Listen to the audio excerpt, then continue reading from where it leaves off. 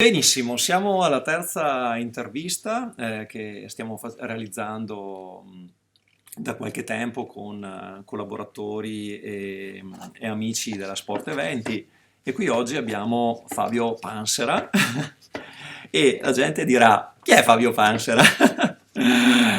Fabio Pansera è un caro amico in primis che nel 2013, vero Fabio?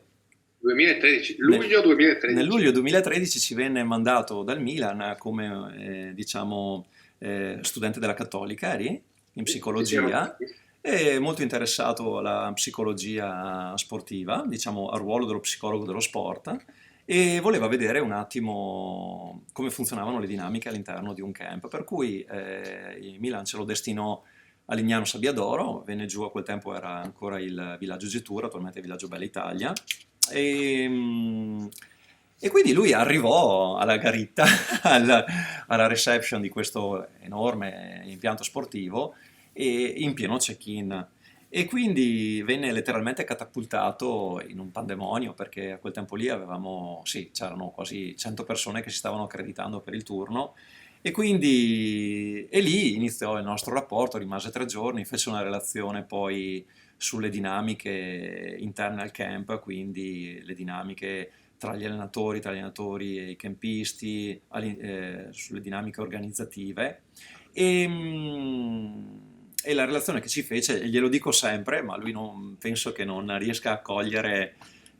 quanto io rimasi stupito dalla sua breve relazione, fu una rivelazione per me, anche perché Fabio, ecco che adesso, a cui adesso lascerò la parola, è un ragazzo gentile, educato, è un ragazzo che non fa il protagonista, ma che è estremamente competente ed è così competente che una volta completata il suo percorso, diciamo, universitario, ha intrapreso il percorso professionale, attualmente da quello che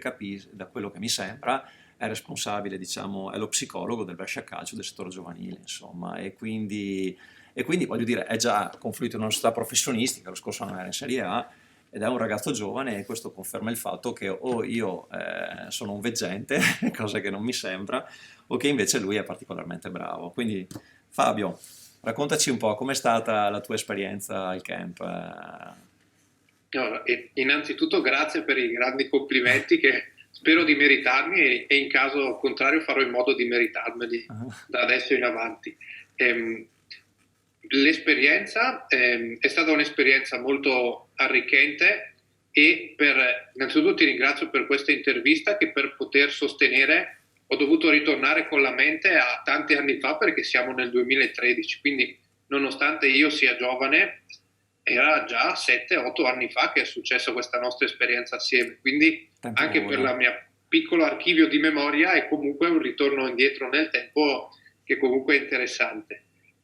L'esperienza a Lignano Sabbiadoro è stata per me il battesimo nel mondo professionismo perché io arrivavo da un'esperienza con il Milan di tesi, io stavo creando la tesi sul tecnico supervisore Milan con il progetto Milan Academy e attraverso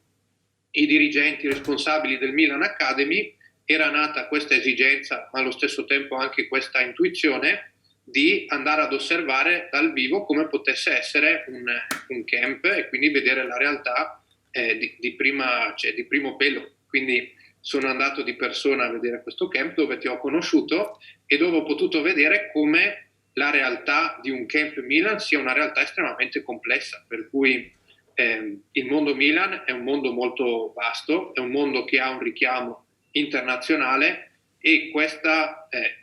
grandezza dell'organizzazione si è vista fin dai primi istanti, per cui mi ricordo in questa sala grandissima della reception che c'erano file interminabili di famiglie che stavano aspettando con le due postazioni che avevate creato, quella del ritiro del kit, quella dell'assegnazione delle stanze, un meccanismo che stava funzionando molto bene, ma che stava gestendo una pressione di ritmi che era molto elevata, che probabilmente altre realtà avrebbero fatto fatica a gestire. E quindi fin da subito ho visto che nel professionismo la capacità di gestire la complessità è una delle caratteristiche più importanti. Capacità di gestire la complessità che ho visto anche nelle relazioni tra lo staff, perché voi avevate uno staff che era sia lo staff di sport eventi che andava a incastrarsi con uno staff che apparteneva al mondo Milan. Quindi questo incastro tra i due staff era una complessità che bisognava gestire all'interno della complessità, e la figura tua, la figura del tecnico supervisore Milan, la figura del maestro del Milan, quindi di una persona, di un allenatore del Milan, che in quel caso mi ricordo era Pierino Prati, cioè queste figure qui hanno fatto in modo che tutto lo staff degli allenatori, che sono degli allenatori animatori, riuscisse a integrarsi bene, a collaborare nel miglior modo possibile, portando ognuno alla propria specificità, perché ovviamente sono tutte persone diverse, con qualità diverse, ma la capacità di riuscire a far risuonare al meglio l'individualità di ogni allenatore è stata una delle cose che mi aveva colpito tanto in quei camp. Altra cosa che mi aveva colpito tantissimo è l'internazionalità dei partecipanti, per cui i ragazzi che venivano da ogni parte del mondo con dei loro trascorsi culturali specifici, che andavano a inserirsi all'interno di un'altra cultura, un contenitore culturale che era quello del Milan, che aveva i propri obiettivi di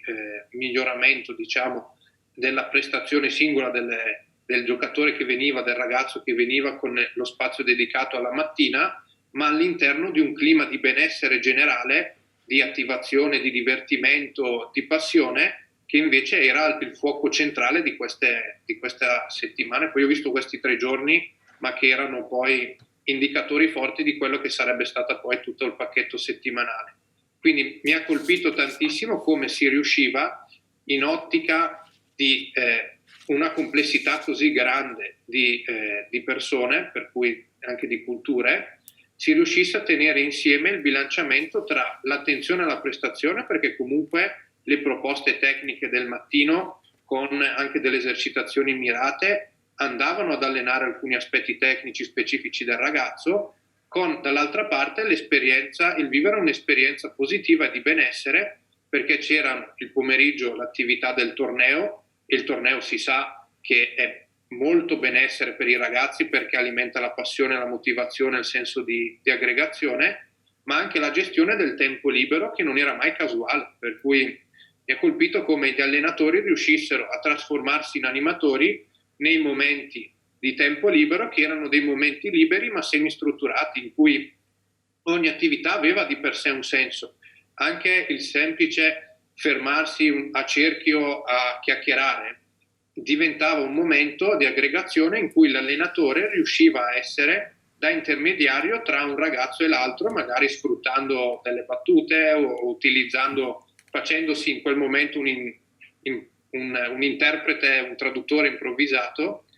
e questo mi ha colpito tantissimo. E forse la bontà di questa esperienza io me la porto via con un aneddoto che mi ricordo di averti scritto anche nella relazione. Mi ricordo proprio l'ultimo giorno che stavo osservando il camp, stavo proprio per preparare la valigia per andarmene, c'erano 2 ragazzi che stavano camminando nel viale, un ragazzo italiano e uno inglese. Il ragazzo inglese si era avvicinato a questo ragazzo italiano e continuava a chiedergli "How are you? How are you?". Il ragazzo italiano, però, non capendo tanto bene l'inglese, cercava a gesti di rispondere, che non riusciva a capire. Nel frattempo c'era un ragazzo tedesco che, canticchiando, stava passando vicino a questi 2 ragazzi, che capiva sia l'italiano che l'inglese. Allora il ragazzo inglese l'ha fermato, gli ha detto che cosa voleva dire al ragazzo italiano, il ragazzo tedesco ha fatto da traduttore, e da quel momento lì si è creato un piccolo terzetto in cui il tedesco faceva da traduttore, l'italiano e l'inglese riuscivano a parlare, e mi ricordo che poi si erano seduti anche a pranzo assieme per poter mangiare assieme, perché il problema della lingua era stato facilmente superato attraverso l'integrazione delle competenze di un altro ragazzo. Quindi è un'esperienza che mi porto nel cuore, perché mi ha ricordato quanto il calcio, e quindi lo sport in generale, ma io sono un appassionato di calcio e vi ho conosciuto tramite il calcio, quanto il calcio sia proprio un elemento di aggregazione, e questi eventi internazionali, che hanno anche quest'ottica internazionale, permettono veramente ai ragazzi di fare, oltre a un'esperienza calcistica importante, anche un'esperienza di vita in una settimana, perché in una settimana questi ragazzi incontrano il mondo, ma nel vero senso della parola, perché il mondo viene in Italia, viene a Lignano e viene in quella struttura dove questi ragazzi sono accolti e seguiti da uno staff che mi ha colpito anche per la sua preparazione. Quindi nella relazione che posso svelare, in realtà ho messo tante note positive, quindi è stata un'esperienza per me molto, molto bella. Sai che la relazione, io è da anni che la giro ai miei allenatori, dico, leggete qua, perché questo ragazzo ha espresso in termini tecnici, diciamo, quello che è il nostro modo di vedere il camp, insomma, in modo anche molto brillante. E quindi adesso ho appena dato un volto alla persona che, che sono costretti a leggere tutti gli altri. Allora, Scusate. dai, adesso, caro Fabio, visto che sei diventato psicologo sportivo in una società professionistica e sei anche al vertice, insomma, della piramide, no? Perché sei responsabile, raccontaci un po', racconta un po' come si diventa psicologi sportivi e qual è stato il tuo percorso e come vedi, insomma, il tuo lavoro, in che cosa consiste, quindi eh, tanto per cominciare d'amblè così per chi ci segue. Allora, la figura dello psicologo sportivo è una figura particolare nel senso che, allora, per essere psicologi sportivi devi assolutamente fare obbligatoriamente la scuola di psicologia, per cui hai 3 anni più 2 di psicologia. Poi, una volta che sei iscritto all'ordine degli psicologi, comunque sei psicologo, poi tendenzialmente non esiste un albo degli psicologi sportivi, esiste solo l'albo dello psicologo. Però di forma lo psicologo sportivo è uno psicologo che poi ha fatto un master specifico in psicologia dello sport.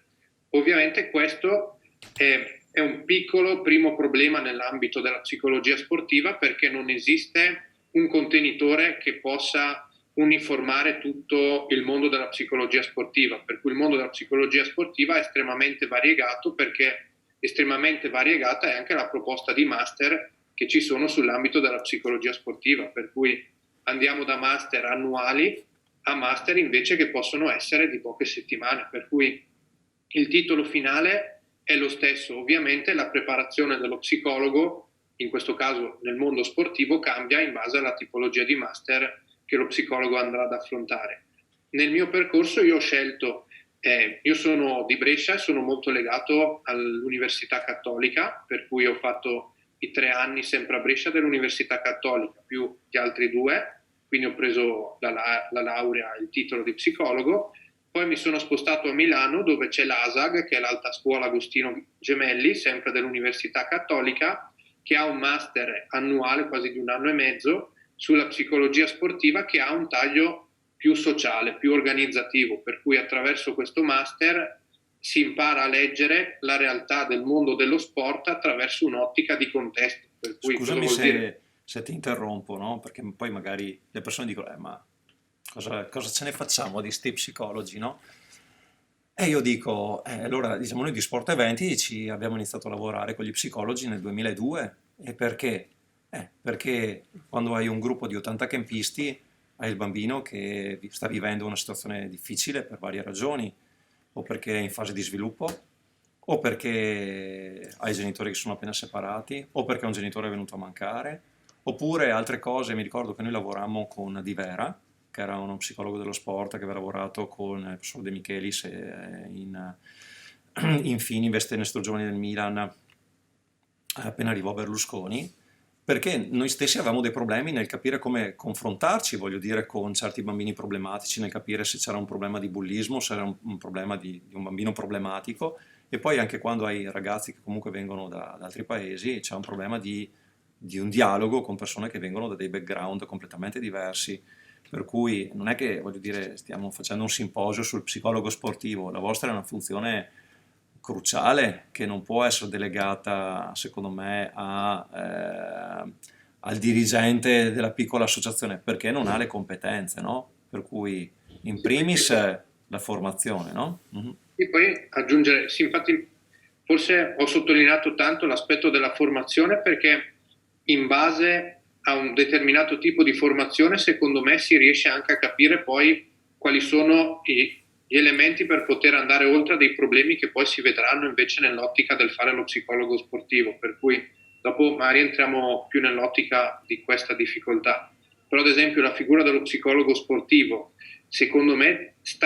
è utile, perché ovviamente io faccio questa professione, però l'utilità della mia professione io la vedo oltre al fatto delle competenze, oltre al fatto di avere una lettura, uno sguardo allenato a vedere cose che possono essere uno sguardo diverso rispetto allo sguardo delle persone che vivono dentro il mondo dello sport con dei ruoli tecnici o dirigenziali, proprio per il fatto di creare uno spazio neutro. Per cui io ho visto ad esempio con l'attività che sto facendo adesso con il Brescia che la grande risorsa di una figura come la mia è che è una figura fuori dagli schemi, per cui io sono in un organigramma ma con un'area mia che è l'area psicologica, e quest'area non si incastra né sopra né sotto nei ruoli di potere che ci sono all'interno di una società, per cui io sono quella figura che riesce a creare uno spazio neutro per avere delle informazioni che altrimenti altre persone farebbero fatica ad avere per le possibili conseguenze che un'informazione potrebbe arrecare. Per cui quello che tendenzialmente io mi sono costruito come immagine di chi è lo psicologo sportivo è un organizzatore di informazioni,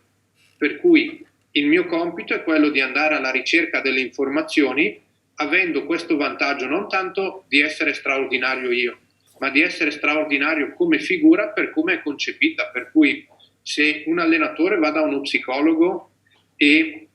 parla di una sua problematica, con me non deve avere paura di dire veramente quello che sta pensando, perché per ritorsioni future, perché non ho il potere, non ho l'interesse eventualmente di usare le sue debolezze per lavorare contro di lui. Come un ragazzo, se si trova male con un allenatore o sa qualche problematica, a me può dirla senza aver paura delle conseguenze delle sue preoccupazioni, perché se un ragazzo mi dice io con l'allenatore non mi trovo bene perché urla, a me può dirlo. Se lo dicesse l'allenatore gli direbbe sei un fragilino e magari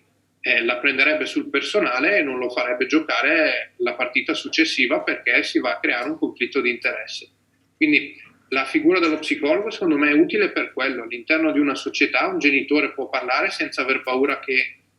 il dirigente se la prenda sul personale e non faccia giocare il figlio. Il dirigente può parlarmi senza aver paura che l'allenatore poi di contro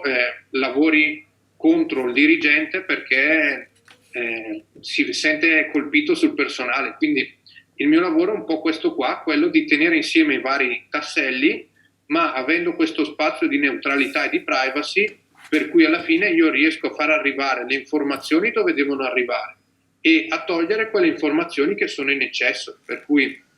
i problemi psicologici il più delle volte sono problemi legati o alle troppe informazioni o alla mancanza di informazioni, per cui a me ad esempio capita a volte di avere dei genitori arrabbiati con l'allenatore perché il figlio gioca poco. Quando un genitore è arrabbiato perché il figlio sta giocando poco, ovviamente noi possiamo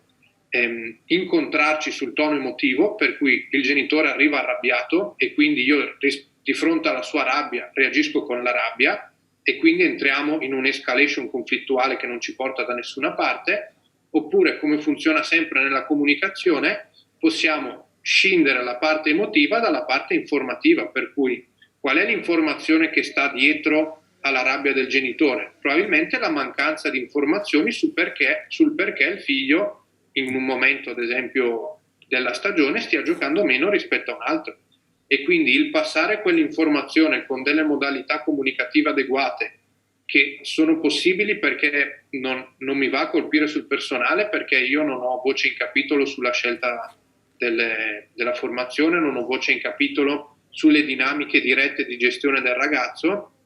ma io ho la possibilità di far arrivare delle informazioni per andare a tappare un buco che blocchi le interpretazioni,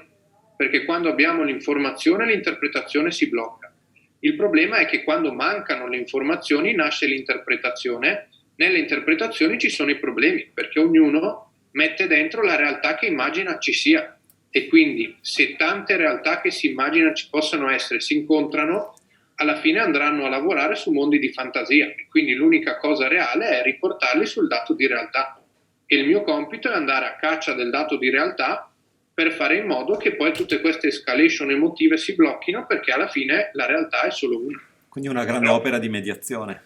eh sì, però per poterlo fare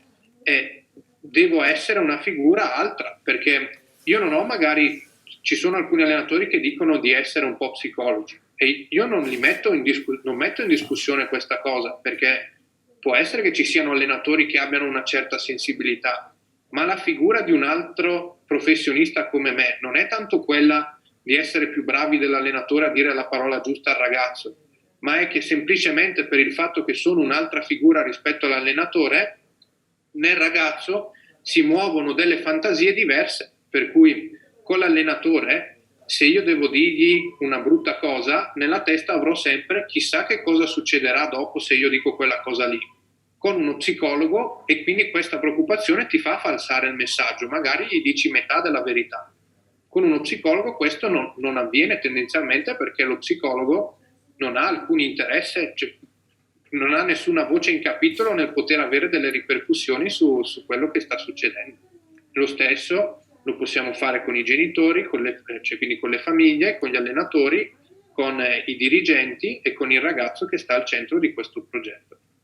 Bene, quindi, ma nello specifico di che cosa ti occupi quindi? Okay. Allora, nello specifico, io adesso, così arrivo anche a dove sono arrivato adesso. Io ho fatto la mia esperienza con il Milan come tesista, come stagista, poi ho fatto un anno di tirocinio che mi hanno inserito all'interno del settore giovanile, dove quindi ho visto le dinamiche calcistiche del settore giovanile del Milan, ma ho tenuto sempre un piede, uno dentro e uno fuori, nel senso anche in questo progetto esterno al settore giovanile del Milan, che è questa Milan Academy, che è questa intenzione del Milan di portare la realtà del settore giovanile anche fuori. Per cui questa ricchezza del settore giovanile, mi ricordo che il Milan con questo progetto voleva portarla anche fuori e non custodirla gelosamente solo per sé. Mi ricordo che ero andato in Giappone a vedere quindi come la cultura Milan si era sviluppata anche in un contesto culturalmente molto diverso. Poi dopo il master ho fatto il tirocinio e sono arrivato al Brescia. Al Brescia sono al quinto anno, adesso sono partito lavorando con l'attività di base, adesso dopo 5 anni abbiamo creato all'interno del Brescia un'area psicopedagogica che va dalla primavera fino alla scuola calcio e che ingloba anche il rapporto con le società affiliate. Io, essendo responsabile di quest'area, mi occupo di tutte le dinamiche psicologiche che riguardano tutti gli aspetti della società, per cui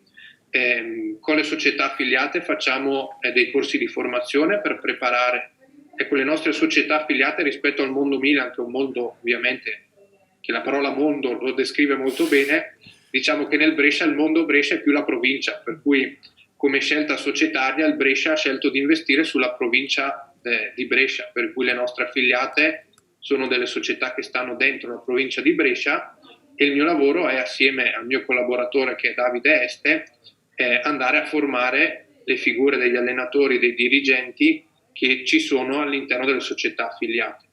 Nella scuola calcio del Brescia, ad esempio, lavoriamo con le famiglie e con gli allenatori per fare in modo che il rapporto tra benessere e prestazione sia sempre equilibrato, perché parlando di calcio noi parliamo ovviamente di sport e parliamo di gioco. Ovviamente il gioco ha questa componente emotiva e passionale, lo sport ha anche una componente di prestazione e di regole, per cui noi dobbiamo aiutare questo passaggio tra gioco e sport in modo armonico e in modo non traumatico, per cui bisogna essere sempre attenti a bilanciare il benessere con la prestazione, per cui ad esempio nei piccolini stiamo molto attenti che gli allenatori riescano a cogliere l'aspetto passionale nei ragazzi e non spingano troppo sulla prestazione, perché quando sono piccoli il veicolo fondamentale è il creare la passione per lo sport. Quindi l'obiettivo principale dei nostri ragazzi allenatori nella scuola calcio è ad esempio quella di riuscire a trasmettere la passione per il gioco. Poi piano piano iniziamo a inserire dei tasselli dello sport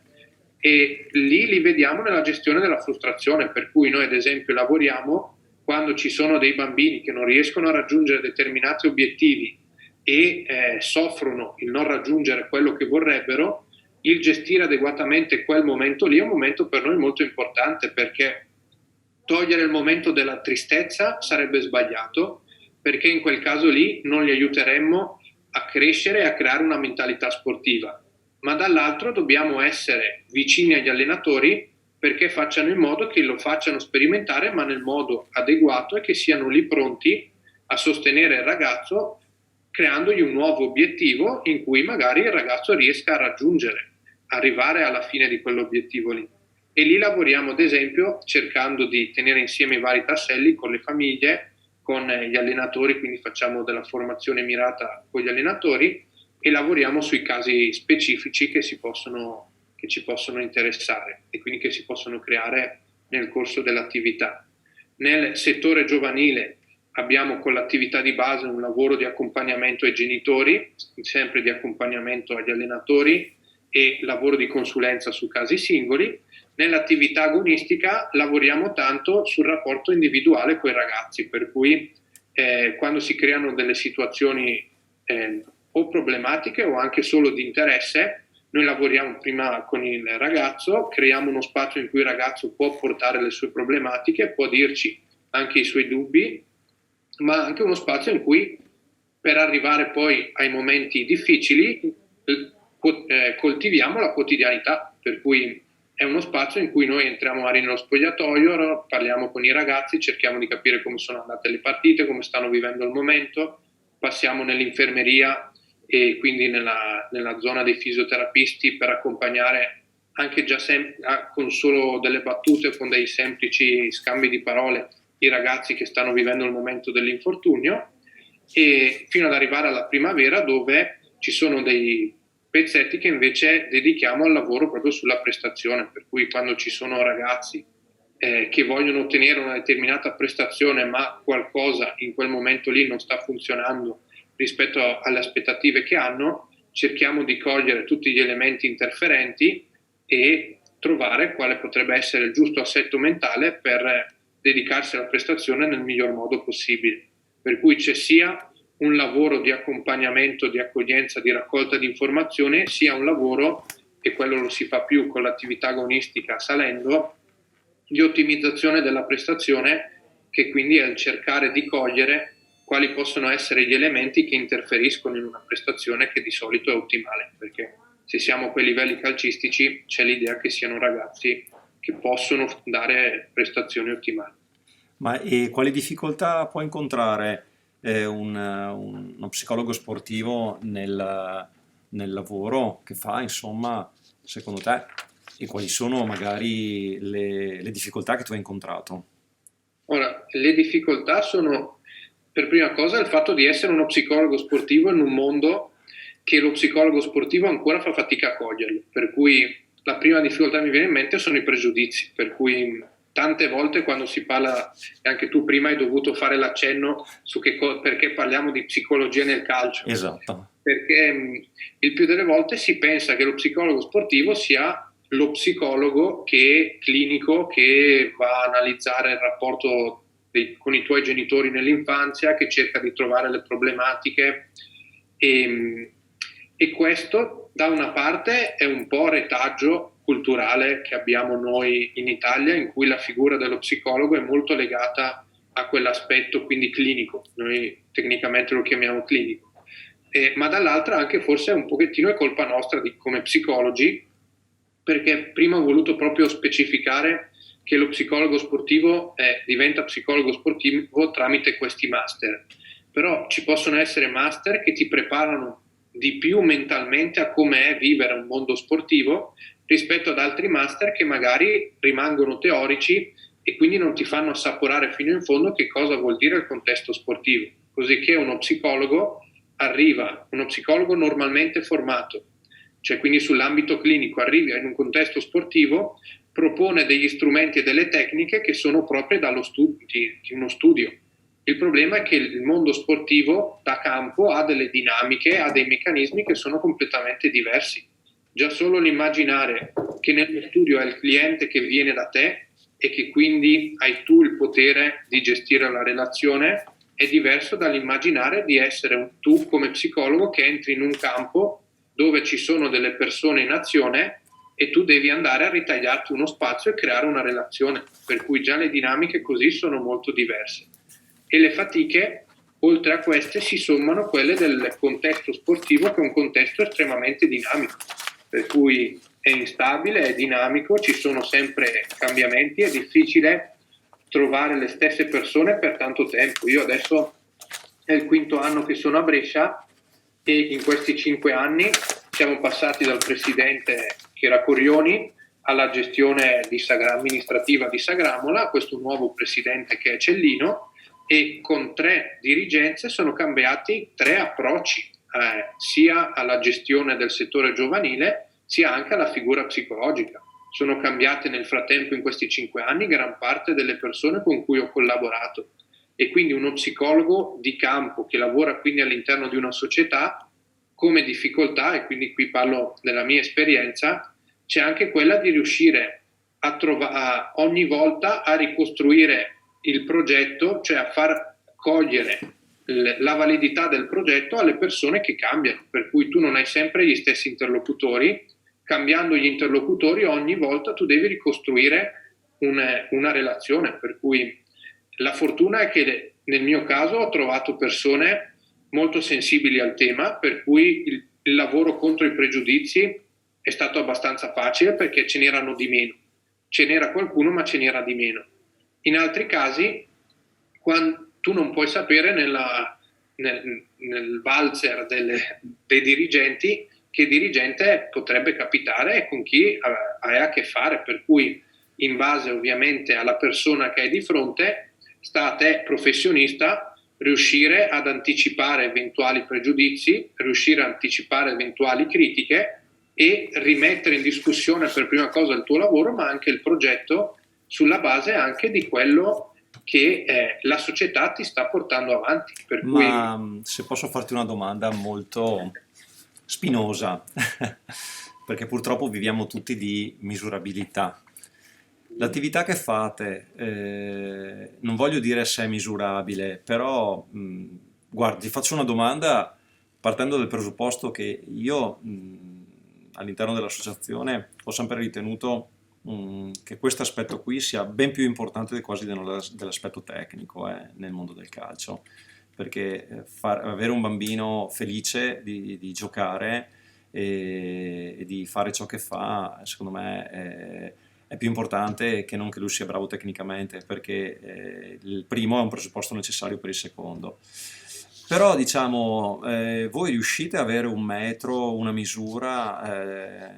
di questo, diciamo, di una riduzione, diciamo, delle situazioni problematiche grazie al vostro intervento e quindi a un miglioramento del benessere o dell'ambiente o di singoli casi? È una cosa che riuscite a mettere che riuscite in qualche modo a verificare e quindi che riuscite a motivare, perché poi in effetti i dirigenti cambiano, molti hanno le loro idee, però voglio dire, di fronte comunque a dei risultati concreti, ognuno può avere le idee che vuole, però alla fine le figure professionali risaltano per quello che permettono di ottenere, insomma, no? Ora,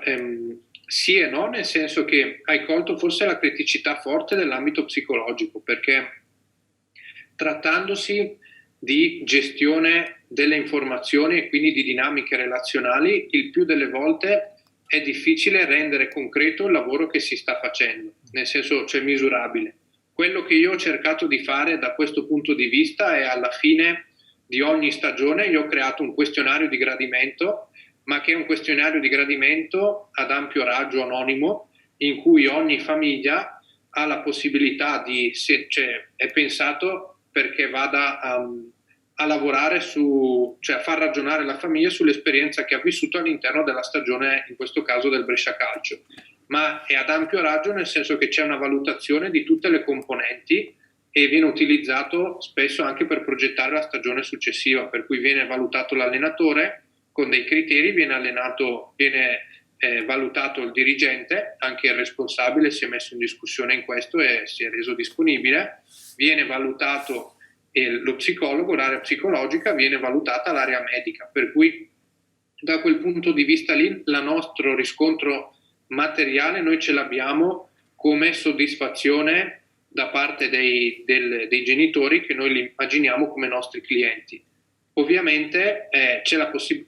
costruito in modo che ci sia una parte libera, per cui loro possono segnare che cosa sta funzionando, cosa non sta funzionando, quali sono gli aspetti che vorrebbero migliorare, e quello lì lo utilizziamo come riscontro per capire come sta andando il progetto psicologico. Ci sono miei colleghi che sono molto più bravi di me in questo, che riescono ad esempio a utilizzare dei test a inizio stagione, fanno dei test a fine stagione per vedere come sono cambiati i parametri.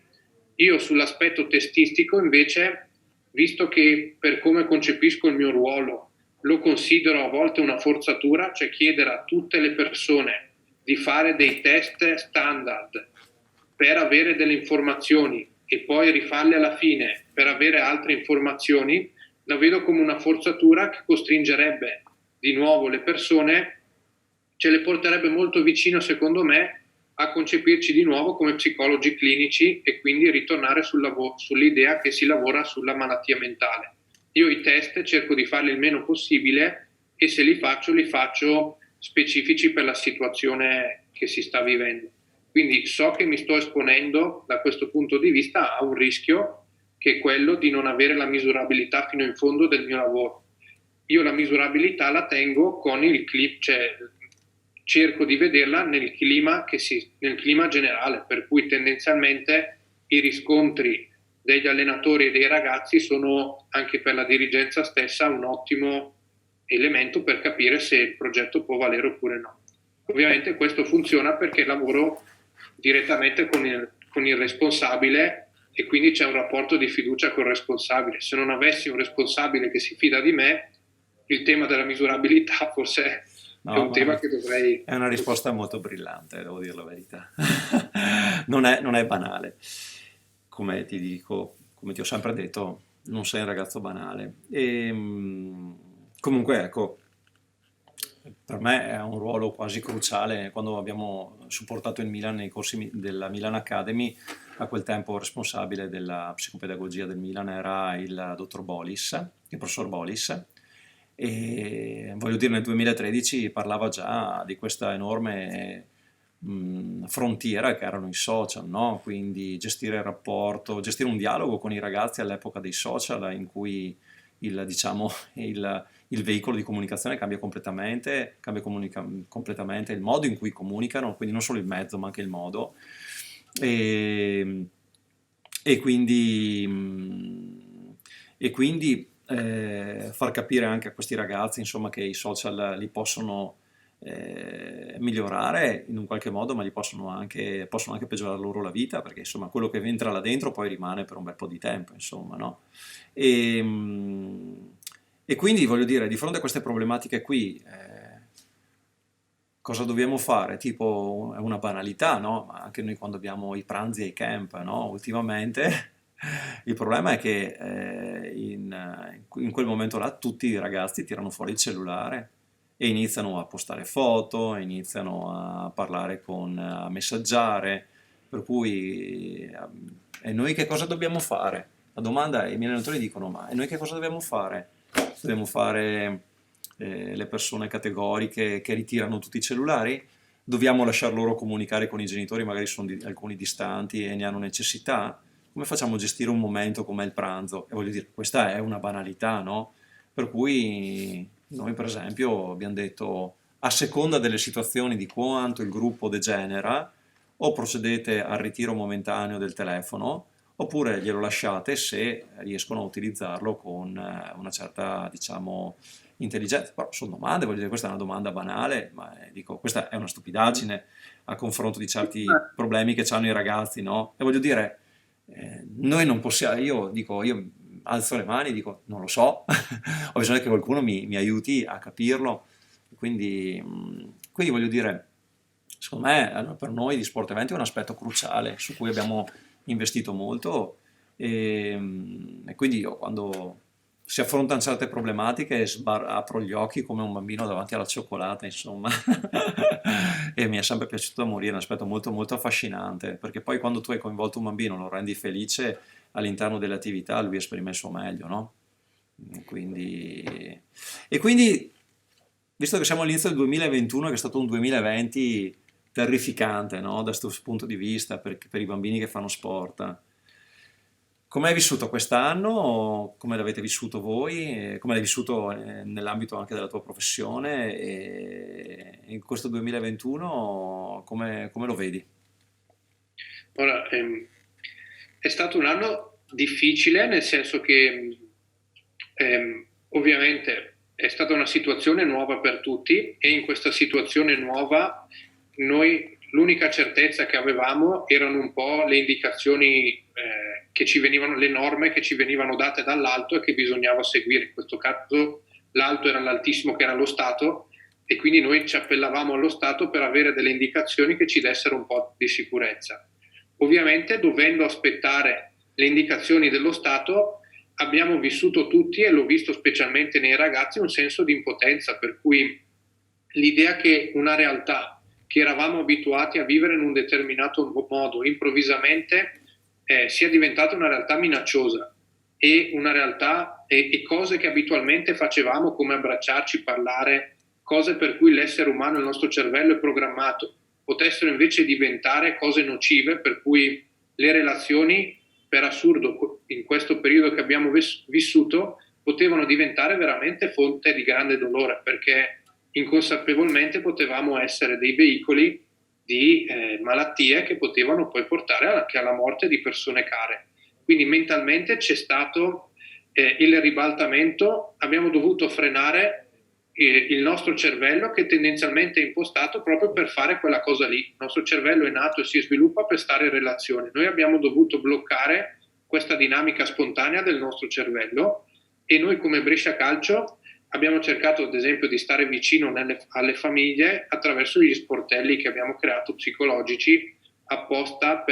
sia per i nostri ragazzi sia per i tesserati di tutte le società affiliate del Brescia. E lì ho potuto vedere come questo anno abbia colpito tantissimo, sia per il fatto che non si poteva prevedere il futuro, per cui i ragazzi volevano iniziare a giocare ma non sapevano quando potevano partire a fare la loro attività sportiva, non sapevano cosa sarebbe successo. Gli allenatori cercavano di stare vicino e stavano vicino ai ragazzi proponendo magari delle attività a distanza, ma anche loro ovviamente ingabbiati all'interno di regolamenti che non sapevano bene che scadenza avessero,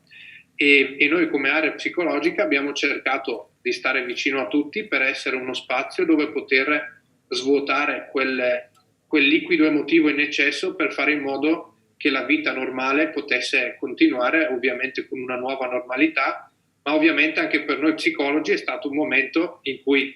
abbiamo dovuto chiedere ad altri di svuotarci del nostro liquido in eccesso. Eravamo tutti emotivamente molto sollecitati da questa situazione. Ammetto che in questi ultimi mesi, già anche con l'attività agonistica che ha potuto ripartire, anche solo per gli allenamenti, essendo una società professionistica,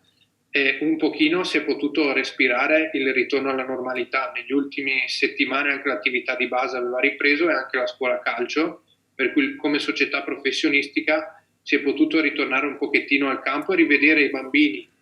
felicissimi che stavano lontanissimi l'uno dall'altro, stavano molto attenti a tenere le distanze, perché dicevano no, non puoi avvicinarti, devi stare attento ad avvicinarti. Però il vedere il sorriso dei bambini che potevano rivivere il calcio per me è stato molto positivo.